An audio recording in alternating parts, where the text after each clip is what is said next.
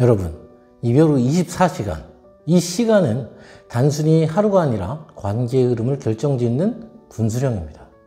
많은 사람들이 이 시기를 감정에 휩쓸려서 후회할 행동을 합니다. 휴대폰을 붙잡고 몇 시간 동안 메시지를 쓰다 지우고 결국은 못 참고 보내버리기도 하고 충동적으로 전화를 걸었다가 상대의 차가운 반응에 더 큰 상처를 받기도 하죠. 혹은 그 길로 집 앞을 찾아가서 내가 아직도 널 사랑한다 이런 말만 남기고 돌아서기도 합니다. 그 순간에는 뭔가 하지 않으면 더 큰 공허가 밀려올 것 같아서 움직이지만 시간이 지나면서 점점 후회로 돌아오게 됩니다.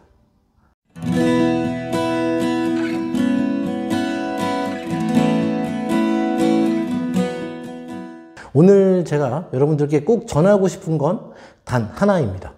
첫 24시간을 지키게 되면 재회의 가능성은 그대로 남게 된다. 왜 이렇게 중요한 걸까요? 우리의 뇌는 이별을 단순한 관계 단절로 보지 않습니다. 뇌는 곁에 있던 사람이 사라진 상황을 생존 위협으로 인식을 합니다. 익숙하게 주고받던 메시지가 끊기고 매일 듣던 목소리가 사라지는 순간 뇌는 비상경보를 울립니다. 편도체는 마치 전쟁터의 사이렌처럼 폭발적으로 활성화되고 동시에 두 가지 호르몬을 뿜어내게 됩니다. 도파민과 코르티솔. 도파민은 다시 연결해야 된다라고 이렇게 소리를 치고 코르티솔은 이 상황에서 벗어나야 돼라고 압박을 합니다. 서로 충돌하는 신호가 동시에 몰려오기 때문에 평소라면 하지 않았을 그런 행동을 충동적으로 저지르게 됩니다. 여러분들이 지금 느끼는 불안, 초조, 그리고 분노, 공허감. 사실 이건 진짜 감정이라기보단 뇌가 보내는 신호입니다. 사랑이 깊어서 그래서 견딜 수 없는 게 아니라 생존 회로가 자동으로 작동하면서 만들어낸 불안 반응이에요. 그런데 사람들은 이 신호를 착각합니다. 내가 이렇게 참을 수 없는 건 그만큼 이 사람을 사랑하기 때문이야. 하지만 아닙니다. 이건 사랑이 아니라 불안이 만들어낸 도파민의 폭주입니다. 뇌는 지금 결핍 루프에 빠져 있습니다. 안정감이 사라진 그 자리에 불확실성이 들어왔고 그 불확실성이 도파민 수용체를 자극합니다. 특히 D2와 D3 수용체가 강하게 반응하면서 다시 연결해야 된다라는 욕구를 끝없이 밀어올립니다. 이때 사람은 마치 갈증난 순간 물을 찾듯 본능적으로 상대를 찾으려고 합니다. 전화를 하고 메시지를 보내고 SNS를 확인하고 추억을 붙잡게 되는 그 이유가 바로 여기에 있습니다. 하지만 그 모든 행동은 사랑의 증거가 아니라 불안의 발작일 뿐입니다.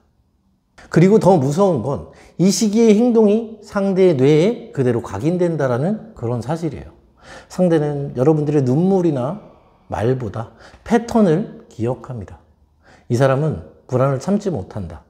이 각인이 새겨지는 그 순간 관계의 주도권은 완전히 넘어가 버립니다. 그리고 반대로 이 시간을 침묵으로 넘긴다면 전혀 다른 신호가 남게 됩니다. 이 사람 생각보다 단단하네. 이 단 하루의 차이가 흐름 전체를 바꿔놓는 거예요. 그래서 첫 24시간은 전략이라기보다 방어입니다. 이 시기에 나오는 어떤 말도 어떤 행동도 긍정적으로 해석되지 않습니다. 상대의 뇌 역시 혼란 상태에 있기 때문에 여러분이 무슨 말을 하든 어떤 행동을 하든 부정적으로만 상대는 받아들여지는 거예요. 결국 이 하루는 상대를 설득하는 그런 시간이 아니에요. 나 자신을 지키는 그런 시간입니다. 움직이지 않는 게 곧 움직임이고 멈추는 게 곧 전략입니다. 불안을 억누리려 하지 마세요. 그러나 상대에게 쏟아내서 각인시키지도 말아야 됩니다. 그냥 그대로 두고 지나가게 두는 것. 그것이 이 하루의 모든 지혜입니다. 여러분들의 첫날을 지키기 위해 가장 중요한 건 바로 하지 말아야 될 행동을 아는 것입니다.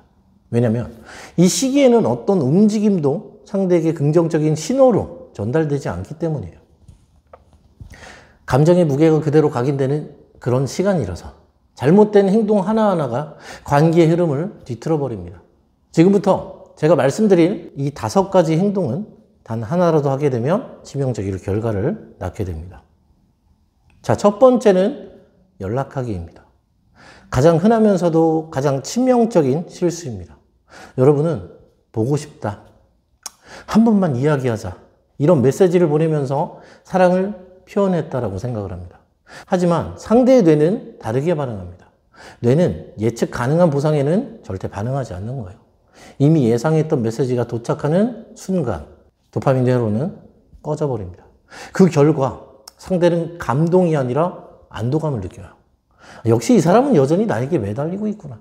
그렇게 되면 더 이상 여러분들을 해석하지 않습니다. 패턴이 확정되어 버리는 그 순간 관계의 주도권은 상대에게 완전히 넘어가 버리게 돼요. 만약 정말로 사랑을 표현하고 싶었다면 첫날만큼은 표현이 아니라 멈춤이 사랑이 됩니다. 연락하지 않는 것이 오히려 이 사람 달라졌다. 이런 신호가 되는 거예요. 그리고 두 번째, 상대의 SNS를 감시하는 거예요. 이별 직후 가장 많이 하는 행동이 바로 상대방의 SNS를 들여다보는 겁니다. 스토리를 확인하고 사진을 보고 댓글 하나에도 의미를 부여합니다. 하지만 그 순간 여러분들의 뇌는 더 깊은 혼란에 빠집니다. 도파민 D2 수용체가 폭발적으로 반응하면서 이건 무슨 의미일까? 혹시 나를 의식하는 걸까? 이런 해석 회로가 여러분들의 뇌를 지배하게 되는 거예요. 결국 감정은 더 크게 흔들리게 되고 불안은 배가 됩니다. 문제는 여기서 끝나지 않아요. SNS에서 얻는 정보는 대부분 단편적이고 의도적으로 연출된 거예요. 상대가 즐겁게 웃는 사진 하나만 올리게 되더라도 여러분들의 뇌는 벌써 나를 잊었나 봐. 이런 결론에 도달하게 됩니다. 그래서 이 시기에는 정보를 차단하는 게 답입니다. 상대의 SNS를 끊고 필요하다면 계정을 잠시 비활성화하세요. 이 단순한 차단이 불필요한 해석 루프를 끊어주고 여러분들의 뇌를 살려줍니다. 그리고 세 번째는 주변에 퍼뜨리기. 친구, 가족, 동료에게 이별 이야기를 계속 털어놓는 이 행위도 정말 위험합니다. 위로받고 싶은 여러분들의 마음은 이해가 돼요. 그러나 말하면 말을 할수록 기억은 강화됩니다. 뇌는 반복된 이야기를 더 깊이 각인하기 때문에 여러분들께서 이별을 말하는 순간마다 여러분들의 감정의 상처는 새로 덧나게 되는 거예요. 도파민 회로는 계속해서 상대에게 고정되고 불안의 불씨는 꺼지지 않습니다. 결국 말이 위로가 아니라 고통을 반복시키는 통로가 되어버려요. 이 시기에는 다른 사람에게 털어놓기보다 기록하세요. 종이에 쓰든 휴대폰 메모장에 적든 나만 보는 글은 감정을 흘려보내면서도 각인을 강화하지 않습니다. 기록은 감정을 정리하게 만들고 동시에 불필요한 기억의 덧남을 막아줍니다. 그리고 넷째, 추억 자극하기. 사진첩을 열어 예전 사진을 보고 대화 기록을 다시 읽고 목소리를 떠올리는 이 행동. 이건 위로처럼 보이지만 사실은 독입니다. 뇌는 현실과 기억을 명확하게 구분하지 못해요. 과거의 순간을 다시 떠올리는 순간 도파민은 아직 연결돼 있다. 이런 착각을 만들어냅니다. 그렇게 되면 현재의 고통은 잠시 잊혀지지만 그 대가로 뇌는 이 관계는 아직 끝나지 않았다는 이런 잘못된 신호를 각인하게 됩니다. 결국 과거에 머무르는 순간 현재의 흐름은 멈추고 미래를 설계할 힘을 잃게 되는 거예요. 추억을 무작정 지우라는 그런 말이 아니에요. 다만 당분간 눈에 닿지 않는 곳으로 잠깐 옮겨두라는 거예요. 사진을 보관함으로 옮기고 대화 기록은 아카이브해 두세요. 이는 도망이 아니라 자기 방어입니다. 그리고 다섯 번째, 감정 소비하기. 술에 의지하거나 폭식, 충동적 행동으로 불안을 마취하는 건 잠깐의 위안일 수는 있어요. 알코올은 코르티솔과 도파민의 균형을 깨트리고 불안을 더 키우게 됩니다. 폭식이나 무분별한 소비 역시 순간의 만족, 그러나 그 뒤에 공허와 자책을 남깁니다. 이 시기에 술잔을 드는 대신에 운동화를 신으세요. 아주 짧은 산책, 가벼운 스트레칭, 간단한 근력 운동, 이 단순한 움직임만으로도 뇌는 새로운 안정 신호를 받습니다. 몸이 풀리게 되면 여러분의 마음도 따라서 풀리고 도파민은 서서히 안정적인 흐름으로 바뀌게 됩니다. 여러분, 이 다섯 가지 행동은 공통점이 있습니다. 모두 불안을 상대에게 투사하거나 혹은 자기 자신을 더 무너뜨리는 방향으로 작동한다는 거예요. 첫날은 상대를 붙잡는 그런 시간이 아닙니다. 상대의 SNS를 들여다본다고 사랑이 돌아오지 않고 주변에 하소연한다고 마음이 가벼워지지 않으며 술을 마신다고 결핍이 채워지지 않습니다. 오히려 이 모든 행동은 뇌의 불안을 증폭시키고 상대의 눈에는 여러분이 더 불안정한 그런 사람으로 보이게 만들게 되는 겁니다. 그리고 반대로 이 5가지를 멈추는 순간부터 균형은 회복되기 시작합니다. 연락을 참으면 상대는 여러분을 다시 해석하기 시작합니다. SNS를 끊으면 불필요한 해석 루프가 사라집니다.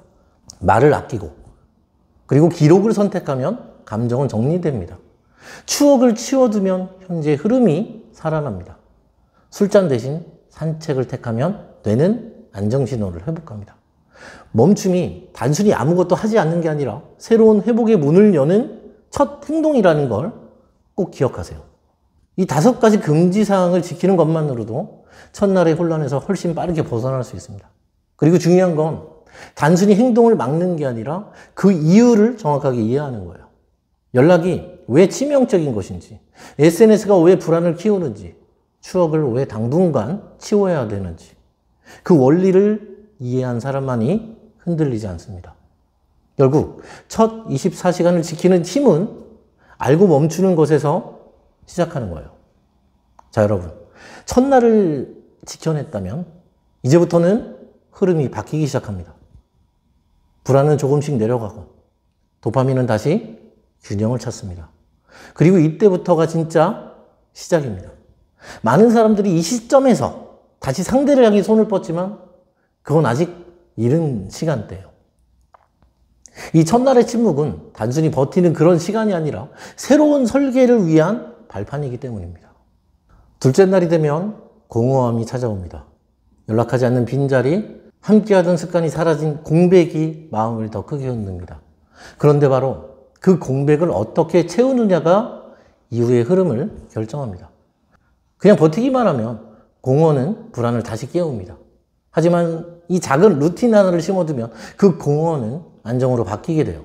아침에 눈을 뜨자마자 몸을 움직이는 습관, 점심시간에 햇볕을 쬐는 10분의 산책, 저녁에 짧게라도 땀을 내는 운동, 이런 단순한 반복이 뇌에게 나는 여전히 안정된 삶을 살고 있다라는 신호를 줍니다. 안정은 감정을 진정시키고 진정된 감정은 판단을 선명하게 만들어줍니다. 그리고 안정이 자리를 잡으면 시선이 달라지는 거예요. 그동안 모든 관심이 상대에게만 쏠려 있었다면 이제 조금씩 나 자신에게로 돌아오게 됩니다. 이때 새로운 경험을 하나만 더 해보세요.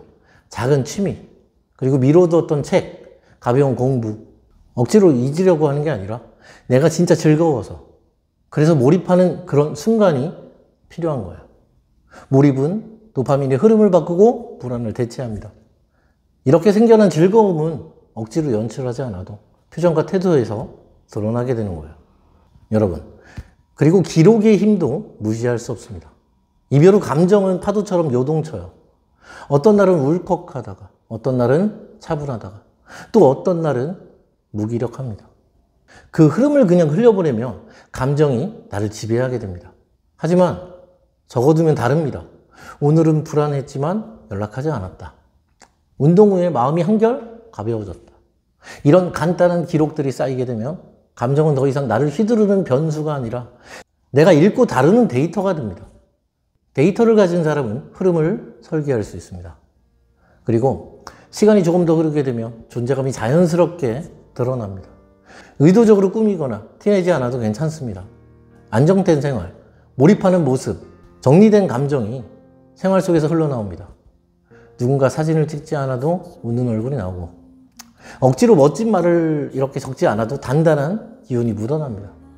그리고 상대는 바로 이 변화를 감지합니다. 이 사람이 뭔가 달라졌다. 이때부터 상대의 뇌는 다시 해석을 시작합니다. 도파민은 예측 불가능한 변화에 반응하는 거예요. 여러분들의 침묵과 이 변화가 바로 그 자극이 됩니다. 그리고 마지막으로 필요한 건 기다림입니다. 이 기다림은 수동적인 방치가 아니라 흐름을 지켜내는 힘이에요. 조급한 순간마다 스스로에게 물어보세요. 내가 지금 하고 싶은 이 행동이 불안을 덜기 위한 건지 아니면 흐름을 지키기 위한 건지, 이 질문 하나가 여러분을 지켜주게 될 겁니다. 최소 한 달, 길게는 2달, 이 시간 동안은 나를 다지는 데 집중하세요. 그렇게 시간이 흐르게 되면 상대가 먼저 움직이게 될 겁니다. 작은 반응, 사소한 이런 신호가 보일 때까지는 멈추는 게 최선이에요. 첫날은 멈춤으로 시작하고 그 다음 날은 설계로 이어지게 돼요. 안정된 루틴, 즐거운 몰입, 그리고 기록의 힘, 자연스러운 존재감, 그리고 기다림. 이 모든 건 따로따로가 아니라 하나의 흐름입니다. 이 흐름을 끝까지 지킨다면 상대의 마음은 다시 여러분을 향해 움직이기 시작할 겁니다. 그리고 기억하세요. 재회는 운이 아니라 설계입니다. 사랑은 기다림이 아니라 흐름이에요. 그 흐름을 설계할 힘은 언제나 여러분에게 있습니다. 지금까지 사랑의 진검다리TV의 별이었습니다.